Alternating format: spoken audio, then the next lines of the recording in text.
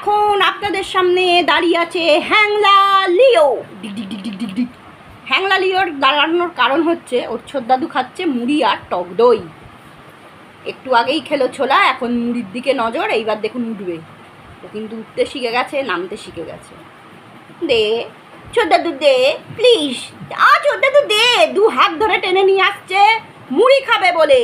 লিও লিও লিও great লিও ধরে রেখে ধরে রাখতে দেবো না, চলে আই দিবি না ওকে, একটু না খেতে পারে।